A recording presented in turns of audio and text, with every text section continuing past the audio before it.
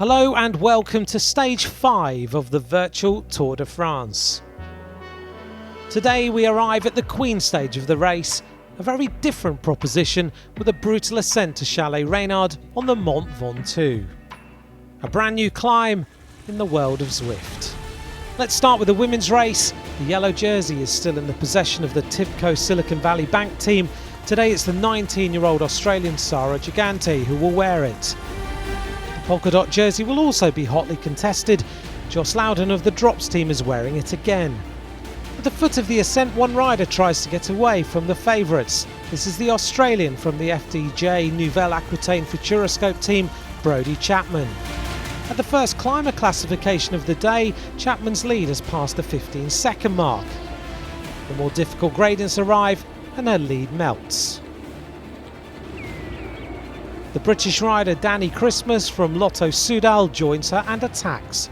She too manages to widen the gap, but as the climb reaches 14%, she starts to relinquish her lead and is eventually caught by the group of favourites.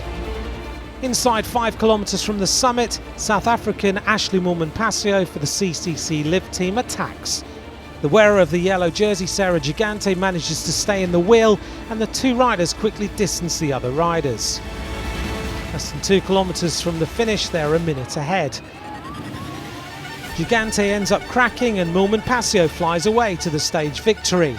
A South African winning on Mandela Day in front of Gigante at 23 seconds. Tibco Silicon Valley Bank finish a spectacular day with 4 riders in the top 5 to secure the yellow jersey again. They also steal the polka dot jersey from the Drops team of Joss Loudon. Yeah, it was really great to win today for my CCC Live team. Luckily no technical problems today. Last week was a little bit disappointing with a dropout during the stage, so I was very happy to have a smooth ride today, and yeah, great to take the stage. The men's race starts rapidly, and early in the race the good climbers distance themselves from the rest. Leaders NTT are present, Luis Menkes in yellow and Domenico Pozzovivo in green. Rigoberto Urán and Michael Woods for Education First make the split, as well as Romain Bardet for Agi Désert Le Mondial. Around 20 riders are in the front, just over 10 kilometres from the finish. Michael Woods from Education First exerts pressure and splits a group from the front.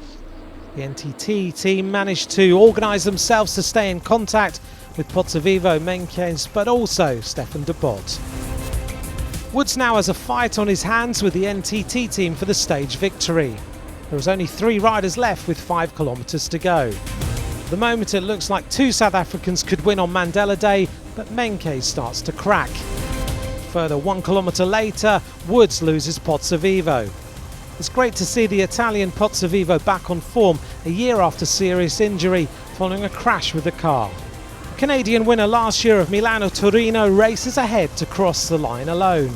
He wins with an advantage of 18 seconds on Pozzovivo, and the NTT team continue an extraordinary virtual Tour de France with 3 riders in the top 4. It's the NTT team who ensure the yellow and the green jerseys before the last stage. Normally in a race you can look them in the eye and see how they're doing, how they're feeling. Instead, I could just see the watts per kilo on the side, and I just kept on trying to see when they would crack, hoping they'd crack a lot earlier than they did. But fortunately, I was able to keep it going. See you tomorrow for the final stage as we reach, of course, the Champs-Élysées in Paris.